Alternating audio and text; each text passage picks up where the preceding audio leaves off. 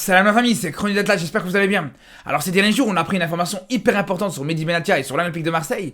On a appris tout simplement qu'il devrait devenir le nouveau directeur sportif du club, ou le directeur du football pour être plus précis. Alors c'est une information qui se confirme de plus en plus, il y a plusieurs sources qui disent que dans les prochains jours ça devrait être officiel, et c'est pour ça qu'aujourd'hui je voulais revenir là-dessus. Je veux dire, c'est pour moi qui connais bien Benatia, qui a suivi son parcours en club depuis qu'il est à l'Udinese, qui a suivi son parcours en sélection sur l'ensemble de sa carrière internationale. Je veux dire, c'est pour moi, il pourrait faire un bon directeur sportif. Et surtout, je veux dire, qu'est-ce que ça pourrait représenter pour le football marocain et plus généralement pour le football africain. D'ailleurs, si vous voulez me donner votre avis, on sera en live ce soir à partir de 21h sur Twitch. Et vous pourrez revenir là-dessus si vous voulez en reparler. Et du coup, pour vous dire ce que j'en pense, alors je dis la vérité. Pour moi, Benatia, directeur sportif à l'OM, ça serait une révolution pour le football africain. Je sais pas si on s'en rend compte ou pas. Parce qu'il faut savoir une chose, c'est que des joueurs africains qui jouent en Europe, ça, il y en a énormément. Ça, on les compte même plus, même dans les plus grands clubs. Il n'y a aucun souci là-dessus. Par contre, des entraîneurs africains en Europe, des présidents africains, des directeurs sportifs africains, là, il y en a pas, il y en a quasiment pas. Il y en a quasiment pas, pour pas dire pas du tout. D'ailleurs, Benatia, ce serait l'un des premiers joueurs africains à accéder à un poste aussi important en Europe dans un grand club comme l'OM. Et je vais même vous dire, c'est le premier joueur africain avec une aussi grosse carrière à accéder à un poste comme ça en Europe. Parce que d'autres joueurs africains comme Eto'o, Drogba et tout ça, ils ont préféré travailler dans leur pays. Et c'est tout à leur honneur. C'est tout à leur honneur, il n'y a aucun souci là-dessus. Mais il faut aussi des anciens joueurs africains qui vont s'exporter en Europe dans des grands clubs. C'est hyper important. C'est comme ça que tu vas faire franchir un cap au continent africain. Et c'est comme ça que tu vas permettre à certains entraîneurs africains à accéder à des postes importants. C'est comme ça que tu vas donner de plus en plus de légitimité aux Africains dans le football. C'est comme ça que tu vas les prendre de plus en plus au sérieux.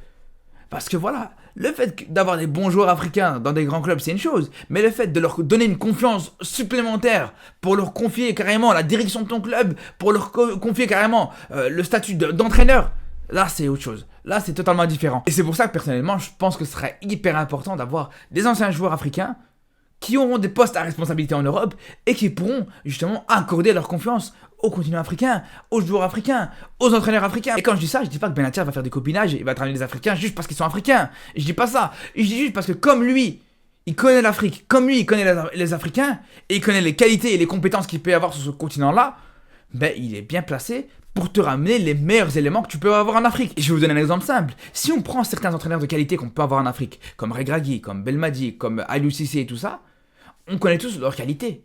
On a tous vu ce qu'ils ont pu proposer, ce qu'ils ont pu montrer, que ce soit en Coupe du Monde pour certains, que ce soit en Coupe d'Afrique pour d'autres. Mais je peux vous dire que malgré ça, ces sélectionneurs-là, quand ils vont arrêter leur travail avec leur équipe nationale respective, ils vont avoir beaucoup de difficultés à trouver de la place dans des grands clubs en Europe. Et ça, j'en suis convaincu. Parce qu'ils ont beau avoir fait des choses exceptionnelles, mais ça reste avec des sélections africaines. Ça reste en Afrique. Après, vous allez me dire, ouais, par exemple, le Maroc, par exemple, Regragui avec le Maroc, il a su, justement, montrer au monde entier qu'il avait la qualité, qu'il a pu aller en demi-finale de Coupe du Monde. Mais on a bien vu, justement, avec le mercato des joueurs marocains, que c'était pas totalement une vérité. On a bien vu à quel point, justement, malgré cette demi-finale de Coupe du Monde, la plupart de ces joueurs-là ont eu énormément de difficultés à se trouver des clubs en Europe, des grands clubs en tout cas. Et je peux vous donner un autre exemple. Il y a aussi un autre sélectionneur qui a tout prouvé en Afrique, mais qu'une fois qu'il est parti en Europe, c'était très compliqué pour lui. Il a eu énormément de mal à s'imposer dans des grands clubs européens. C'est tout simplement Hervé Renard. Et pourtant, Hervé Renard, il est même pas africain. Il est français, il est même pas africain, mais juste parce qu'il a réussi en grande partie plus dans des sélections africaines, dans des équipes africaines, ben ça a été compliqué pour lui de faire ses preuves en Europe. Donc imaginez-vous juste avec Hervé Renard comment c'était compliqué. Alors je vous laisse imaginer avec les Regragui, les Belmadi et les Aliou Cissé. Et c'est pour ça, pour en venir à Benatia, c'est que là on parle d'un ancien joueur qui connaît très bien le football africain, qui connaît très bien l'Afrique, qui connaît très bien les compétences qu'il peut y avoir sur le continent africain. Et donc il y a toutes les raisons qui pourraient nous laisser croire que le mec pourrait faire confiance aux personnes compétentes en Afrique. Et pareil au niveau des joueurs, il connaît les grands clubs africains, il connaît la Ligue des Champions africaine, il connaît les clubs locaux africains, il connaît les centres de formation africains. Et on sait très bien comment ces joueurs locaux en Afrique, ils ont énormément de mal à s'exporter. Ils ont beaucoup de difficultés justement à trouver des clubs en Europe.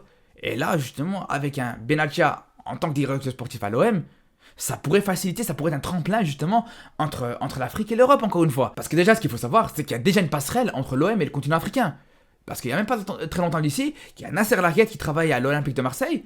Et Nasser Larguet c'est tout simplement l'un des, on va dire, des fondateurs presque du plus grand centre de formation au Maroc qui est l'Académie Mohamed VI. C'est là où a été formé des joueurs comme Ounahi, comme Aguerd, comme Nessiri et encore plein d'autres. Et ça c'est en grande partie, comme je vous disais, grâce au travail de Nasser Larguet qui a travaillé à l'OM juste après. Et c'est pour ça qu'aujourd'hui une personne comme Benatia a toutes les raisons de continuer à faire confiance aux compétences qu'il peut y avoir en Afrique. Parce que déjà, on va même aller encore plus loin.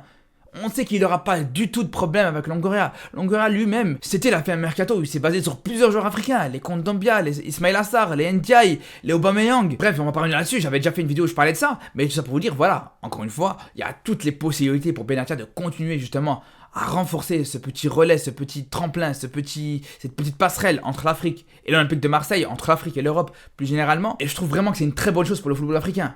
Mais après, attention, il n'y a pas juste ça. Parce que, ok, le mec, il pourrait aller chercher les Africains à gauche, à droite, mais ça s'arrête pas là, loin de là même. Ce qui va être le plus important pour faire avancer l'Afrique, comme je vous dis, c'est pas juste que Benatia aille te chercher des joueurs africains et des personnes compétentes en Afrique. Non, c'est pas juste ça. Le plus important, c'est que lui-même fasse du travail exceptionnel. C'est que lui-même soit bon, c'est que lui-même soit compétent et que lui-même soit au rendez-vous. Parce que même s'il recrute pas de joueurs africains, s'il recrute aucun Africain dans l'organigramme de l'Olympique de Marseille, le principal, c'est que lui, il soit au rendez-vous, c'est que lui fasse du bon travail et que ça encourage d'autres clubs européens à faire confiance à des anciens joueurs africains à des postes importants comme ça en Europe.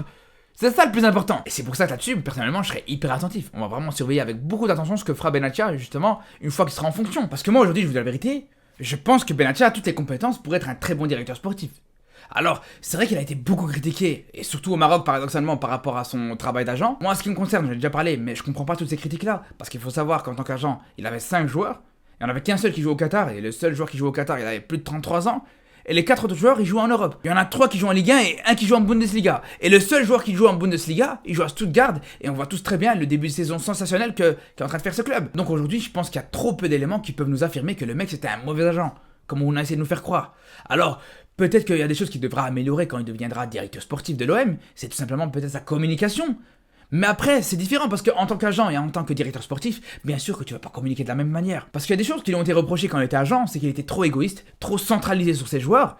Mais au final, quand on se pose bien la question, c'est ça le travail d'agent. Quand on voit par exemple la story qu'il fait quand le Maroc gagne la CAN U23, on voit que son premier post, sa première story, c'est de féliciter son joueur qui a participé à cette victoire. Mais au bout d'un moment, on peut lui reprocher ça autant qu'on veut, mais il fait juste son travail d'agent. On peut dire qu'en tant qu'agent, ça c'est même une très bonne chose qu'il fait ça. Après, c'est vrai qu'on peut se positionner en tant qu'ancien joueur, ancien capitaine, c'est peut-être pas classe de sa part, etc.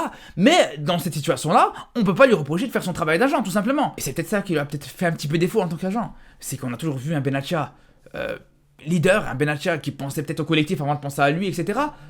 Quand il était capitaine de la sélection marocaine par exemple. Et une fois qu'il est devenu agent, par définition, comme le métier le demande, il s'est centralisé un petit peu plus de manière égoïste ou de manière plus focalisée sur son joueur. Et c'est pour ça que j'ai envie de vous dire que l'implication qu'il avait par rapport à ses joueurs quand il était agent, mais s'il met le même dévouement par rapport à son club, par rapport à l'OM quand il sera directeur sportif, c'est la meilleure nouvelle qu'il pourrait y avoir pour l'Olympique de Marseille. Après vous allez me dire que le dévouement c'est pas suffisant pour être un bon directeur sportif. Il y a aussi un autre critère important, c'est tout simplement le vécu dans le football. C'est tout simplement l'expérience, la connaissance du football. Et là, pour le coup, en ce qui concerne Benatia, un joueur qui est passé par plusieurs championnats différents, qui a joué en Italie, qui a joué en Afrique avec son équipe nationale, qui jouait chaque saison la Champions League avec son club, mais là, encore une fois, on a affaire, bien sûr, à quelqu'un qui connaît le football. On a affaire à quelqu'un qui connaît le monde du foot par cœur, on peut dire. Et qui connaît le monde du foot sur toutes ses facettes. Il a joué au plus haut niveau avec le Bayern et la Juve, il a joué au plus bas niveau, entre guillemets, avec Clermont, il a joué à des niveaux intermédiaires avec la Roma et avec l'Udinese. Donc vraiment, tu auras du mal à trouver un directeur sportif qui connaît aussi bien le football. Et en plus de ça, le fait qu'il ait joué un petit peu partout, qu'il ait joué dans plusieurs clubs, plusieurs championnats, qu'il ait eu plusieurs adversaires, etc., ça fait que non seulement il a cette expérience-là, ce vécu-là, mais surtout, il a pu connaître plein de personnes, plein de joueurs, plein d'entraîneurs, plein d'agents, plein de directeurs sportifs, plein de présidents, etc. Et ça aussi c'est intéressant. Et ça aussi c'est même primordial comme compétence pour un directeur sportif. Et c'est même la différence avec les anciens directeurs sportifs qui ont occupé ce poste à l'OM. Parce que quand on voit par exemple Longoria, Longoria c'est quelqu'un qui connaissait justement beaucoup de monde, qui avait un très bon carnet d'adresses, mais qui n'avait pas forcément le vécu dans le football. Par contre, de l'autre côté, t'as Zubizarreta qui connaît très bien le football, qui a un grand vécu dans ce sport-là, mais qui a joué toute sa carrière en Espagne, donc il connaît peut-être moins de personnes qu'un Benatia par exemple. Et c'est là où c'est intéressant. On parle d'un joueur qui a joué avec les plus grands. Il a joué avec Cristiano Ronaldo, il a joué avec Francesco Totti, il a joué sous les ordres de Guardiola. C'est là où il faut se rendre compte qu'on n'a pas du tout affaire à n'importe qui. Justement, il a côtoyé, comme je vous dis, les plus grands. Et s'il veut justement prendre un petit peu de chacun, le professionnalisme et la rigueur justement de Ronaldo, l'aspect dévouement et les valeurs de Francesco Totti, qui sait c'est quoi la valeur d'un club, mais c'est hyper important. Demain, si Benatia a un problème avec un joueur justement qui manque de respect à l'institution, qui manque de respect à l'OM, s'il arrive et qu'il lui donne un exemple avec Francesco Totti, qui lui parle de Francesco Totti et par rapport à son dévouement à la Roma, ça peut directement rentrer dans la tête de ce joueur-là. Et je suis sûr et certain que Benatia doit avoir plein d'anecdotes autour de Francesco Totti par rapport à son implication et son dévouement du côté de la Roma, Tout comme plein d'anecdotes par rapport à Guardiola et sa rigueur dans le travail, ou bien Ronaldo et son hygiène de vie exemplaire. Là aussi, c'est hyper important pour lui donner plus d'autorité. Parce que quand tu vois un joueur qui fait n'importe quoi, s'il va te sortir justement des exemples avec Ronaldo et te dire que justement Ronaldo c'est l'un des meilleurs joueurs, l'un des plus grands joueurs du monde, mais qui malgré ça il travaille tous les jours, ben c'est sûr et certain, comme je vous dis, ça donne plus d'autorité aussi.